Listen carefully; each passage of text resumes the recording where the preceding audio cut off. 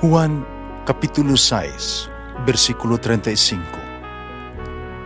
Si Jesus miingon kanila, "Ako mao ang pan nga naghatag sa kinabuhi. Ang muari kanako dili nagayod gutomon, ug ang mutuo kanako dili nagayod uhawon." Ang mga puno Pan sa kinabuhi. maglikon unta sa mong pagtuo ug gagaka kami sa pagtuman sa imong mahal nga kasuguan. Naginuman na kaninyo. Santos Ebanghelyo sumala ni San Mateo. Si Jesus mibalik sa templo. Usamta nagtudlo siya ang kadaguan sa mga pare o sa kapunuan sa mga Hudiyo. Miduol kaniya ang nangutana. Kinsa may imong katungod, unsa may imong katungod sa pagbuhat niini mga butanga? Kinsa may naghatag kanimog ning katungura? Si Jesus mitubag kanila. Nangutana ko kaninyo, ug usa lamang kabutang. Ug kung makatubag kamo, tug-anan ko kamo sa akong katungod sa pagbuhat nini mga butanga. Diin man gikan ang katungod ni Juan sa pagbunyag. Gikan ba sa Dios o gikan pa sa tao? Kitibang-timbang nila ang ilang tubag kaniya. Nag-inanay sila. Unsa may atong itubag? Kumutubag kita gikan sa Dios, mingon siya kanato. Nganong wala man kamo lagi kamo mutuo kang Juan. Pag gumingon kita gikan sa tao, mahadlok kita sa mga buhaton sa mga tao kanato. Kahugot man ang ilang pagtuo nga si Juan, usa ka propeta. Usa giingna nila sa Jesus, wala kami masayod. Humingon siya kanila, di ko sab kamutug-anan sa akong katungod sa pagbuhat ni ining mga butanga. Ang Ebanghelyo sa Ginoo. Pasalamati ang Ginoo kay siya maayo, ang iyang gugma mulungtad hangtod sa kahangturan.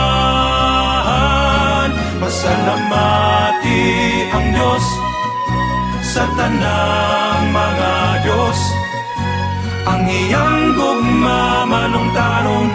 Pasalamati ang Ginoo sa mga Ginoo, ang iyang gugma balungtaron.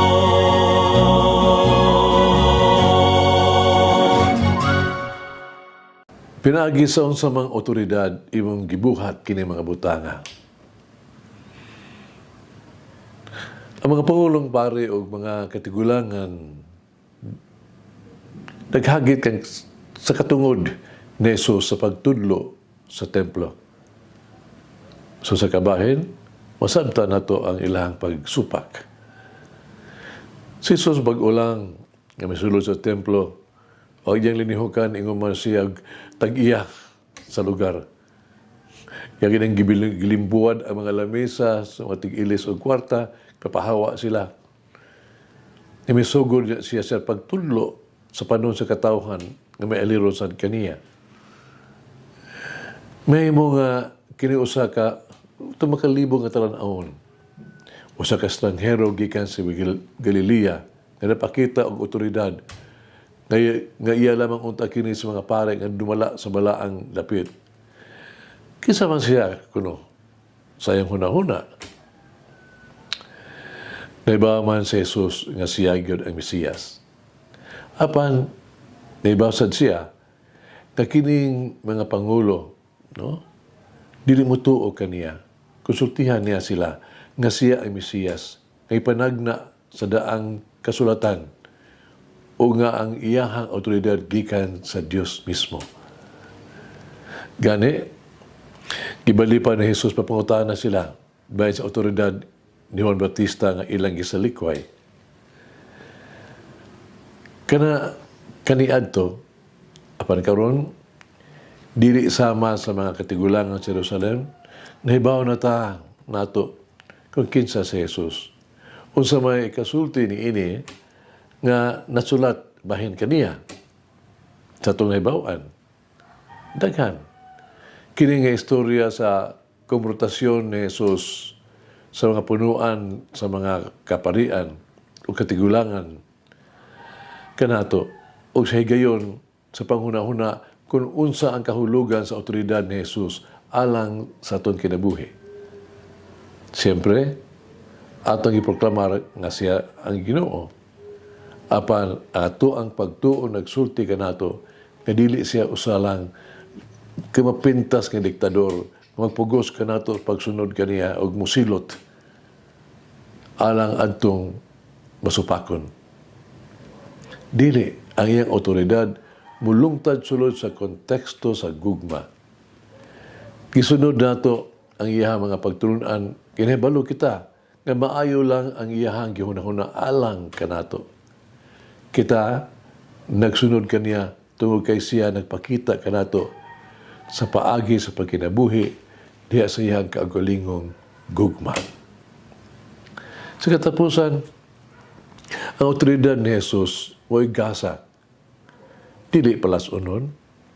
Kini ang gasa sa iyang pagpanalipod gikan nato sa daotan.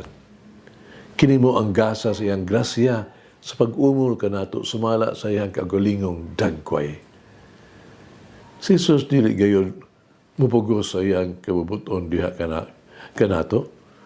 Siya nagdapit kanato sa usa ka relasyon uban kaniya sa usa ka relasyon sa gimarkahan sa pagsalig sa gugma pinaagi sa pagpaubos o sa pagtugyan sa itong kaugalingon. Busa iya pagduha-duha gayod. Pagdala sa mga kabalaka, mga kalisod sa itong kinabuhi, matag tentasyon nga maabot ka nato. Ibutang ang matagbahin sa imuhang kinabuhi, ubos sa iyang pagmando, tuguti nga punon kaniya sa iyang kalinaw. Mag-ampo kita. Labing gamhanan nga Dios. Dungagi nga among kusog sa kabubuton sa pagbuhat ug maayo alang aron si Kristo. Makakita umahinamon ang pag-abi-abi sa iyang pag-abot ug tawgon kami sa iyang kiliran dito sa gingharian sa langit. Din siya nagpuyong naghari uban kanimog sa Espiritu Santo. Diyos nga usa hangtod sa kahangturan. Amen. Mama Mary, guide me to humbly welcome the truth of our faith. Mulangin ang Diyos magagaham sa tanan, Amahan, Anak, Espiritu Santo. Amen. May the Lord of the divine mercy bless us all, heal us from all diseases and suffering. Ayun unta niya kita, tanang mga sakit na sa lawas o sa kalag, body and soul.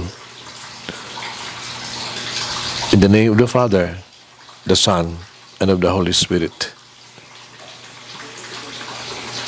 Jesus, I trust in you. Amen. Whoever eats the bread of life will never hunger, says the Lord. Kay galaan inyong nabati ang pagpaambit ug hamubong pamalandong sa pulong sa Dios pinaagi sa tulumanon pan sa kinabuhi nga gidumala ni Monsignor Daddy Silva. Hangtod na usab sa sunod higayon, daghang salamat.